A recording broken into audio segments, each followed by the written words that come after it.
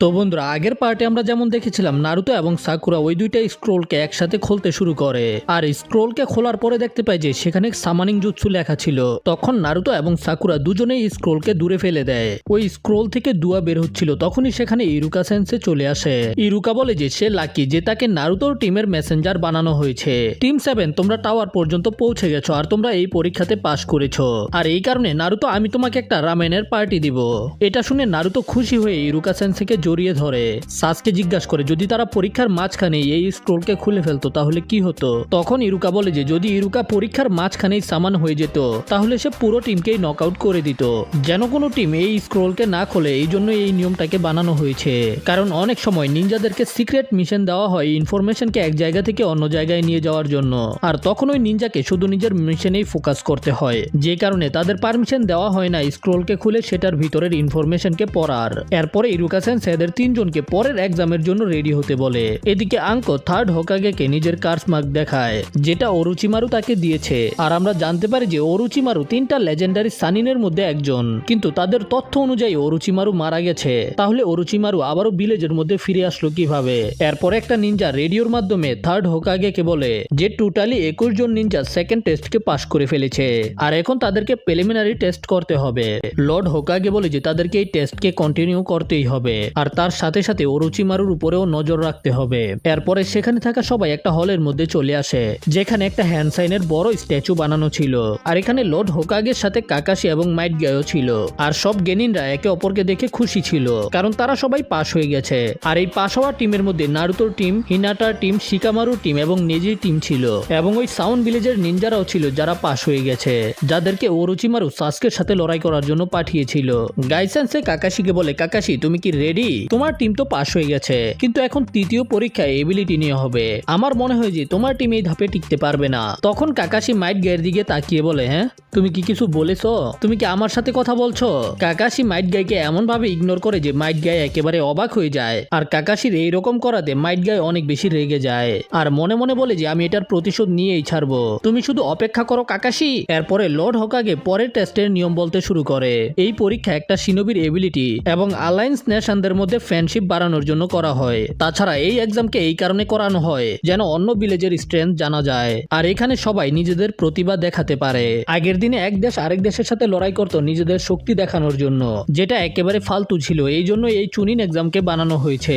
আর এখন এইভাবেই প্রতিটা নেশন নিজেদেরকে রিপ্রেজেন্ট করতে পারে। আর অবভিয়াসলি যে ভিলেজ সবচেয়ে শক্তিশালী হবে তারাই সবচেয়ে বেশি কাজ পাবে। আর এই টেস্টের মধ্যে শুধু জ্ঞানীনরাই পার্টিসিপেট করে, কারণ নতুনদেরকে দেখেই একটা ভিলেজের ভবিষ্যৎ সম্পর্কে জানা যায় যে ভবিষ্যতে ওই দেশটা কেমন হতে পারে। তখনই সেখানে একটা নিনজা চলে আসে আর বলে যে এই এক্সাম শুরু হওয়ার আগে আমি কিছু বলতে চাই। আর এই নিনজার নাম হলো হায়াতে, যাকে দেখতে একটু আজব ছিল।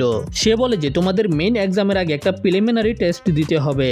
এটা শোনার সাথে সাথেই তারা সবাই অবাক হয়ে যায়। তখন সাকুরা এই প্রিলিমিনারি টেস্ট সম্পর্কে জিজ্ঞাসা করে। তখন হায়াতে বলে যে আমরা জানতাম না তোমাদের মধ্যে থেকে এতজন এই ধাপকে পার করে ফেলবে। এই টেস্টকে এখন এই জন্যই করা হবে যেন তোমাদের মধ্যে থেকে আরো কয়েকজনকে ছাঁটাই করা যায়। আর তখন ওরা জানতে পারে যে ওদেরকে 1 ভার্সেস 1 এর লড়াই করতে হবে। আর যারা এখনই কুইট করতে চায় তারা নিজেদের হাত তুলতে পারে। আর তখনই সাসকের কার্স মার্কের মধ্যে আবারও ব্যথা শুরু হয়ে যায়। আর সাকুরা এটা দেখে সাসকেকে বলে যে সাসকের কুইট করে দেওয়া উচিত, কারণ সাসকের কার্স মার্কের মধ্যে এখন অনেক বেশি ব্যথা হচ্ছে।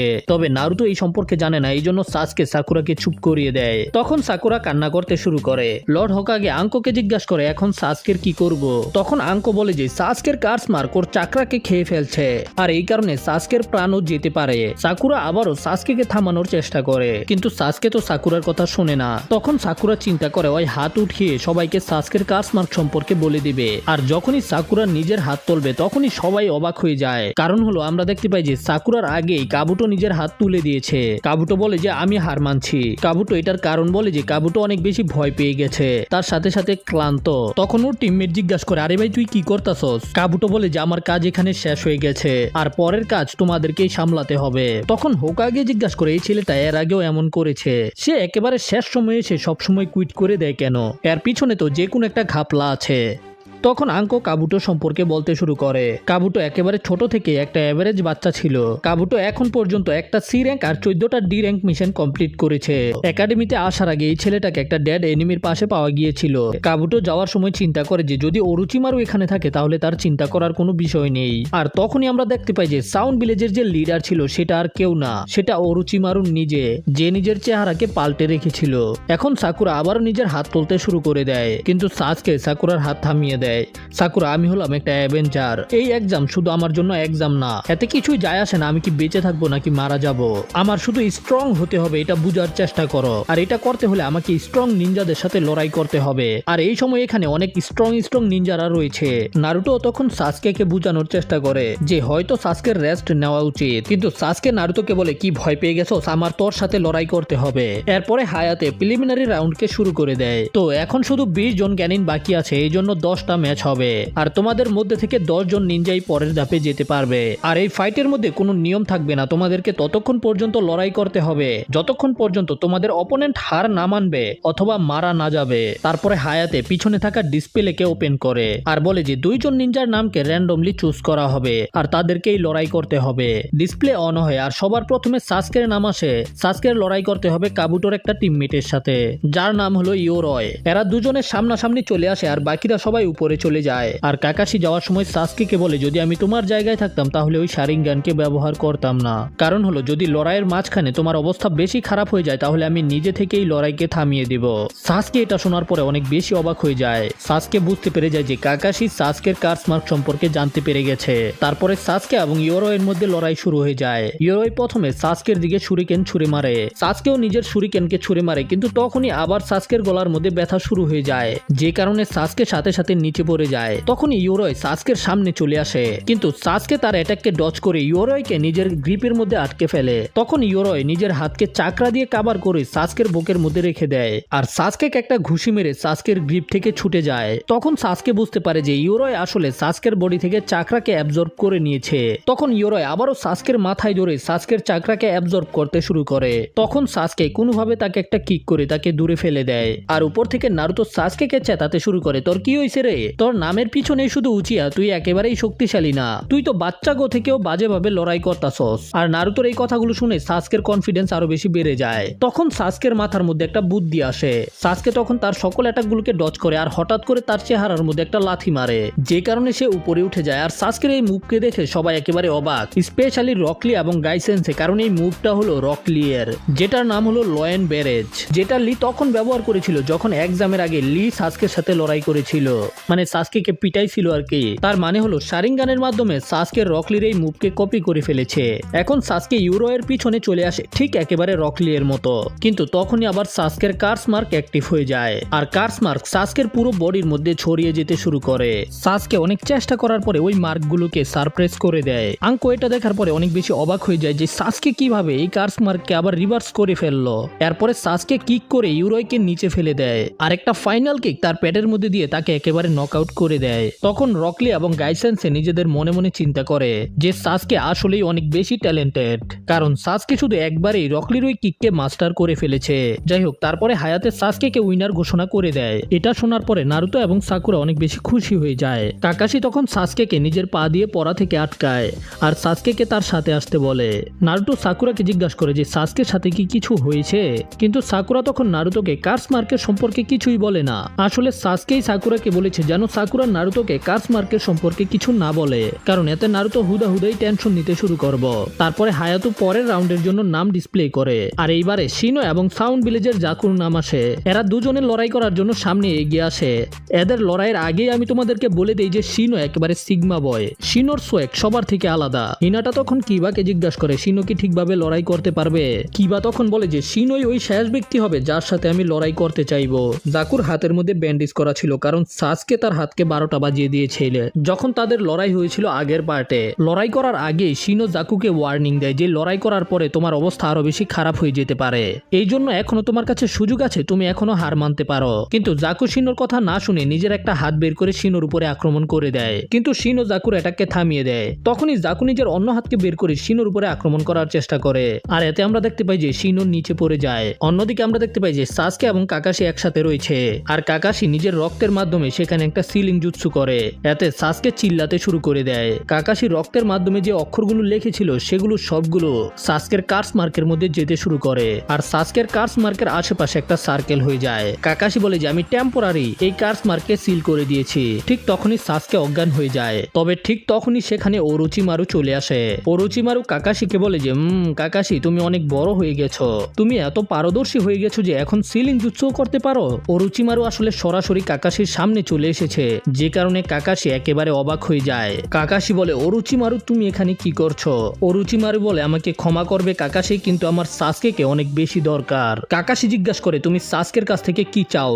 বাচ্চা চোর কোথাকার। আরে আরে ভাই শান্ত শান্ত, রাগ কইরো না। আমি তোমাকে যখন শেষবার দেখেছিলাম তোমার কাছে ওই শারিঙ্গান ছিল, আর এখন আমিও শারিঙ্গান চাই। কাকাশি বলে যে বুঝতে পেরেছি, তুমি সাসকের শারিঙ্গানকে চাও। ওরোচিমারু সামনে আসতে শুরু করে। তখন কাকাশি নিজের লাইটনিং ব্লেড জুৎসুকে অ্যাক্টিভ করে। কাকাশি বলে যদিও তুমি 3টা লেজেন্ডারি সানিনের মধ্যে একজন, তারপরেও কিছু যায় আসে না। যদি তুমি সাসকের সামনে আসার চেষ্টা করো তাহলে আমি তোমাকে মেরে ফেলবো। ওরোচিমারু বলে যে বেচারা কাকাশি, আমি সাসকের কাছে যাব না, তার বদলে সাসকে শক্তির সন্ধানে আমার পিছনে আসবে, আর তুমি তখন সাসকেকে থামাতে পারবে না। তারপরে ওরোচিমারু সেখান থেকে গায়েব হয়ে যায়। এদিকে আমরা দেখতে পাই যে জাকুর অ্যাটাকের পরেও শিনোর কিছুই হয়নি। তখন শিনো নিজের শরীর থেকে ছোট ছোট পোকা বের করতে শুরু করে। শিনোর শরীরের মধ্যে ছোট ছোট ছিদ্র আছে, সেগুলো থেকেই পোকা বেরিয়ে আসে। কিন্তু এতে জাকু একেবারে অবাক হয় না। কিন্তু যখনই জাকু পিছনে তাকায় দেখতে পায় যে সেখানে হাজার হাজার পোকা চলে এসেছে। তখনই শিনো জাকুকে বলে যে এই পোকাগুলো একটা স্পেশাল পোকা, যেগুলো মানুষের দেহকে খুব মজা করে খায়, তবে সেটাও অনেক ধীরে ধীরে। এই জন্য তোমার এখনই হার মেনে নেওয়া উচিত,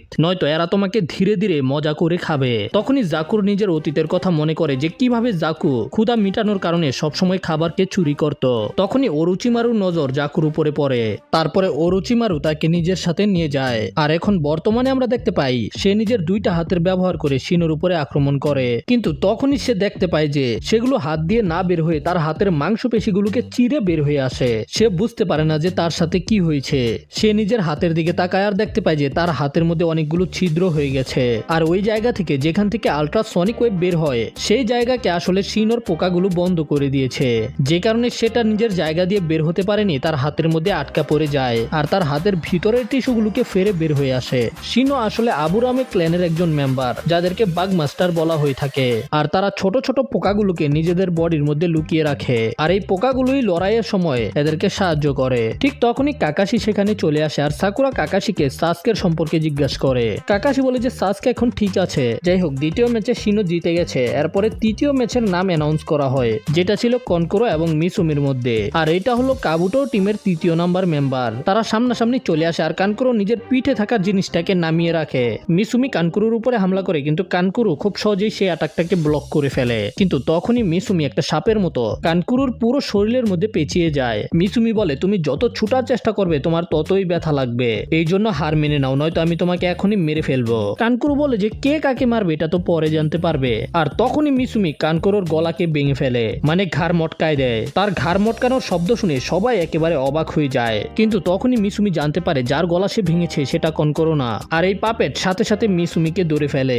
আর আসল কনকোরো ওই পট্টি থেকে বেরিয়ে আসে। সে নিজের হাতের চাকরার মাধ্যমে ওই পাপেটকে কন্ট্রোল করছিল। আর এই পাপেটটা যখন তার হাড় গোড়কে ভেঙেই ফেলবে তখনই মিসুমি হার মেনে নেয়। আর হায়াতে কানকোরোকে এই ম্যাচের উইনার ঘোষণা করে দেয়। ভাই এটা তো খুবই ছোট লড়াই ছিল। আর এদের লড়াই দেখে নারুতো কাকাশিকে বলে এটা আবার কি ধরনের পরীক্ষা, এরা তো খুবই আজব। তখন কাকাশি বলে যে হ্যাঁ হ্যাঁ, কিন্তু তুই তো তাদের থেকেও বেশি আজব। আর এটা শুনে সাকুরা হাসতে শুরু করে। কাকাশি তখন সাকুরাকে বলে এটা হাসার সময় না, সামনে দেখো, কারণ হলো পরের ম্যাচ হবে সাকুরা এবং নিনোর মধ্যে। মানে এদের লড়াই চলে এসেছে, এরা হলো পুরা শত্রু। এরা দুজনে নিচে আসে আর সামনাসামনি দাঁড়িয়ে যায়। এরা দুজনে এখন খুব ভালোভাবে একে অপরের সাথে লড়াই করতে শুরু করে। লড়াইয়ের মধ্যে এরা দুজনে একেবারে সমান সমান ইউজলেস। তখনই ইনো সাকুরার পেটের মধ্যে একটা জোরে ঘুষি মারে। কিন্তু যখনই সাকুরার চেহারার মধ্যে একটা ঘুষি মারতে যাবে তখনই সে সাকুরার মধ্যে নিজের ছোটবেলার বন্ধুকে দেখতে পায়। আর সাকুরাকে ঘুষি মারার বদলে একটা থাপ্পড় মেরে দেয়। আসলে ইনোর এটা করার কারণ হলো ইনো এখনো নিজের বন্ধুত্বকে ভুলতে পারেনি। যদিও এদের মধ্যে সাসকের আসার কারণে লড়াই শুরু হয়ে গেছে,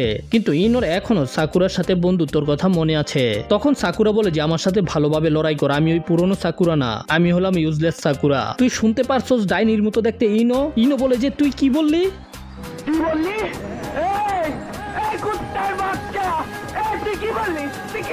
এটা বলার পরে সাকুরা নিজের মাথার মধ্যে হেডব্যান্ডকে বেঁধে ফেলে আর ইনো ঠিক এটাই করে। তখন সাকুরা শ্যাডো ক্লোন জুৎসুর ব্যবহার করে দুইটা ক্লোন বানিয়ে ইনোর উপরে আক্রমণ করতে যায়। তারপরে এদের মধ্যে আবার ঘুষাঘুষি শুরু হয়ে যায়, যে লড়াইটা অনেক লম্বা চলে। ইনো সাকুরার উপরে নিজের মাইন্ড ট্রান্সফার জুৎসুর ব্যবহার করে। শিকামারু এটা দেখে অবাক হয়ে যায়, কারণ এই জুৎসু গুপ্তচুরি করার জন্য ব্যবহার করা হয়। তার বদলে এখন ইনো এই জুৎসুকে লড়াইয়ের মধ্যে ব্যবহার করছে, কারণ এই জুৎসুকে লড়াই করার জন্য বানানোই হয়নি। যদি এখন ইনো এই জুৎসুকে সাকুরার উপরে মিস করে ফেলে তাহলে ইনোর অনেক বিপদ হবে। মাইন্ড ট্রান্সফার জুৎসু তখনই 100% কাজ করে যখন শত্রু নড়াচড়া করতে না পারে।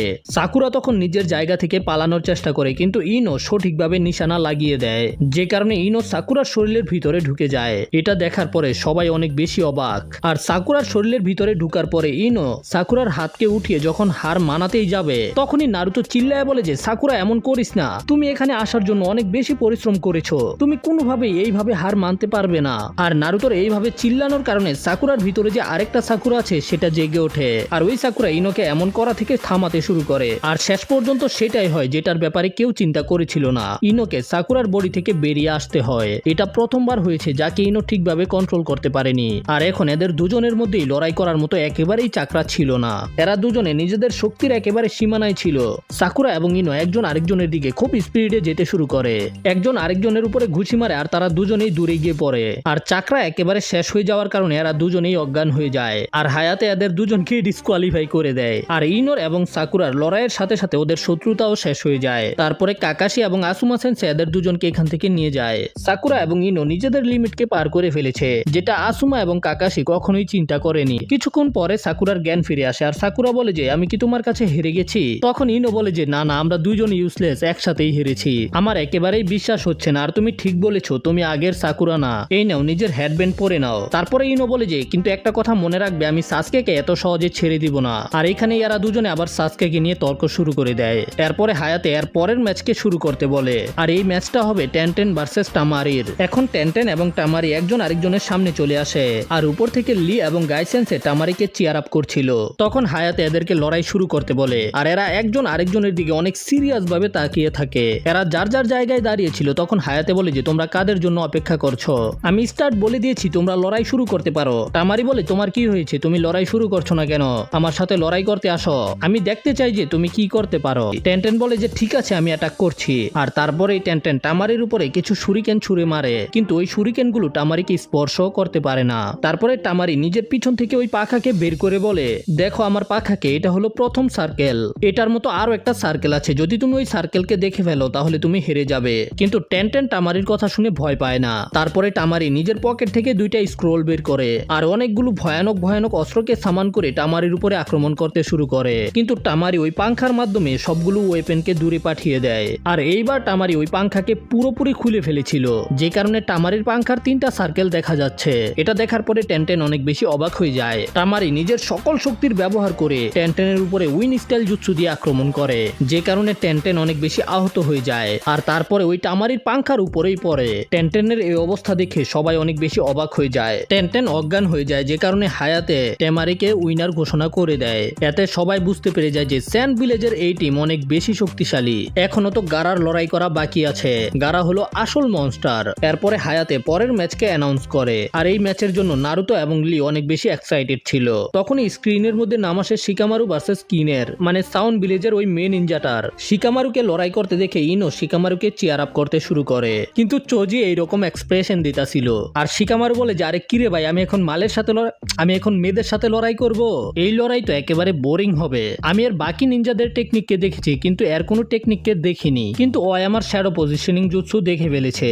আর যদি আমি এখন এই মেয়ের সামনে হেরে যাই তাহলে অনেক বেশি অপমান হয়ে যাবে, আমি তো লজ্জায় আর মুখই দেখাইতে পারবো না। তারপরে হায়াতে লড়াইকে শুরু করতে বলে, আর সাথে সাথেই শিকামারু নিজের শ্যাডোকে তার দিকে পাঠিয়ে দেয়, কিন্তু কিন খুব তাড়াতাড়ি সেখান থেকে সরে গিয়ে শিকামারুর শ্যাডোকে ডচ করে ফেলে। আর শিকামারুর দিকে দুইটা সুই ছুঁড়ে মারে, যেগুলোর মধ্যে দুইটা বেল লেগেছিল, তবে শিকামারু সেগুলোকে ডচ করে দেয়, আর সেগুলো দেওয়ালের মধ্যে গিয়ে আটকে যায়। তবে কিন সেগুলোর সাথে তার বেঁধে রেখেছে, আর যখনই সে তারের মাধ্যমে সুইগুলোকে নড়ায় সেগুলো থেকে একটা আওয়াজ বেরিয়ে আসে, আর ওই আওয়াজ শুনে শিকামারুর মাথা ঘুরতে শুরু করে দেয়। এতে শিকামারু হাঁটু গেড়ে বসে পড়ে। কিন বলে যে এগুলো একটা স্পেশাল ঝুনঝুনি, যেগুলো স্পেশাল সাউন্ড ওয়েভকে ছাড়ে, যেটা তোমার কানের মাধ্যমে তোমার ব্রেনের উপরে প্রভাব ফেলে। সবার প্রথমে এখন তোমার একটু একটু ব্যথা অনুভব হবে, এরপরে তোমার ব্রেন একেবারে কাজ করা বন্ধ করে দিবে। আর ওই সাউন্ডের কারণে শিকামারু অনেকগুলো কিনকে দেখতে পায়। আর শিকামারুর এই অবস্থা দেখে আবারও কিন শিকামারুর উপরে সুই দিয়ে আক্রমণ করে। আর এই অ্যাটাকের কারণে শিকামারু আহত হয়ে যায়। সে আবারও নিজের সুই দিয়ে আক্রমণ করতে শুরু করে, কিন্তু তার হাত থেমে যায়। কিন নিজের হাত পা নড়াতে পারছিল না আর শিকামারু দাঁড়িয়ে যায়। কিন বুঝতে পারে না সে নিজের বডিকে কেন নড়াতে পারছে না,